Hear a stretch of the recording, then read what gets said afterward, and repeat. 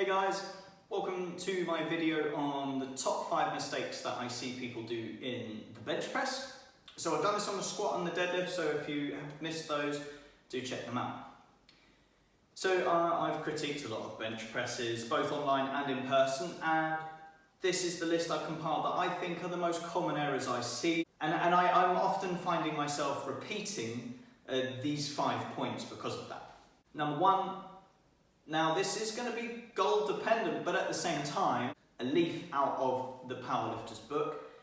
When you have a completely flat back, now what I would argue is we need a little bit of an arch, and the reason for that is so we can position our shoulders better. So with a flat back, shoulders are no attention paid to, and the bar just drops down and comes up without stabilising the shoulders. So that little bit of an arch allows room for shoulders to come back and come down and keep them in place, reducing the risk of injury to the shoulders. So that's why I believe we need at least a little bit of an arch.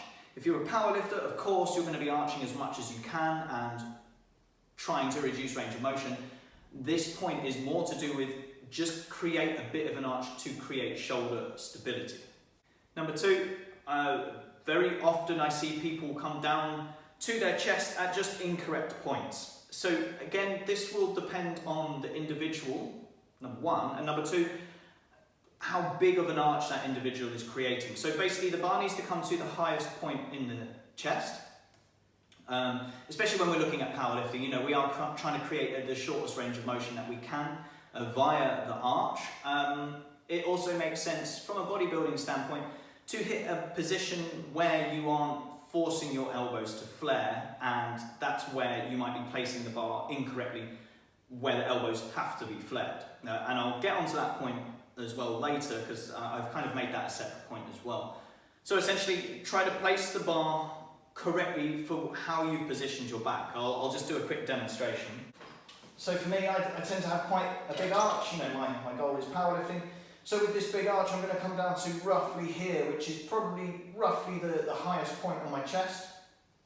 If I now demonstrate with a flatter back, doesn't really matter where I hit, I don't have the highest point on my chest, but I still need to protect those shoulders, bearing in point number 1. So I'm going to come down kind of roughly sternum, just nipple line.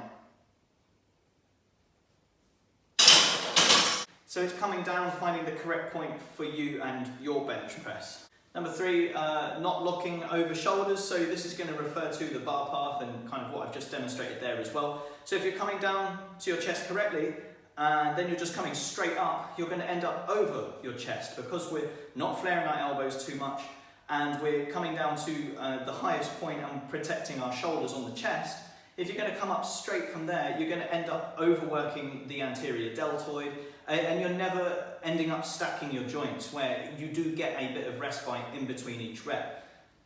Goal dependent, you know, so I've gotten people in the past to, on purpose, not lock out if they're really looking for time under tension via the triceps in particular, because the triceps do the lockout in the bench press.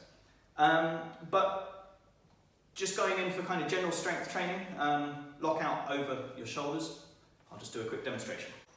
So from here, we're hitting the correct point in the chest, and then just coming straight up. Now I've got to work against gravity, wanting to pull the bar down, where if you'll notice, it's going to dissect me through my chest rather than over my shoulders, which it should be ending up here. Now my joints are stacked.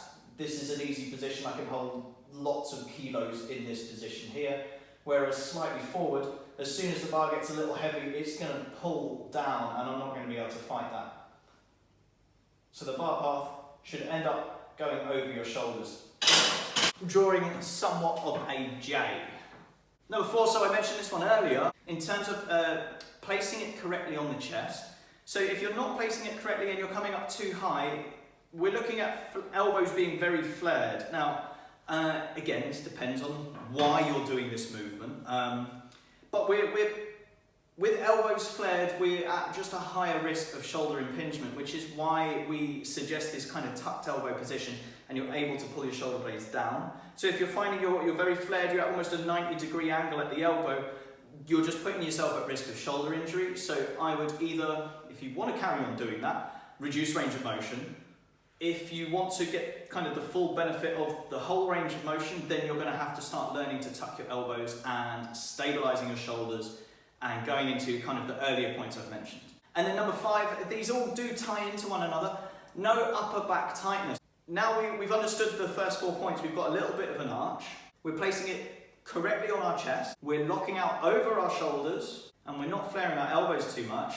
To kind of help all of those points, we need some upper back tightness. So it's placing a focus on pulling the shoulder blades back and down. So that's retraction and depression. There's a million and one cues out there. A good one for kind of mental imagery that I find works quite well is you're trying to tuck your shoulder blades into the back pockets of your trousers.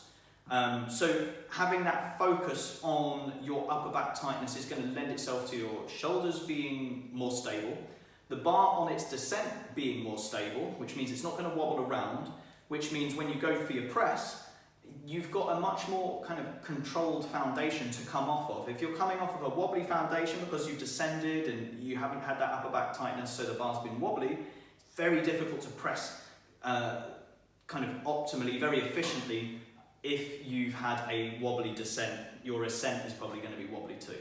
They're the most common ones. I still think there are many more. The bench press is the most complicated lift of the squat, the bench and the deadlift, especially when you look at it from a powerlifter standpoint. So I think a lot of people don't realise that, and they look at the squat, they look at the deadlift, they say, hey, they're really complicated. Actually, I find the bench press is the most complicated of the 3. So there needs to be a bit more focus on understanding the technique, finding your position, understanding the bar path, and understanding that upper back tightness. I hope all of this has made sense and some of those points have kind of you've now been aware of, you can hone in on and hopefully correct. Thanks for watching.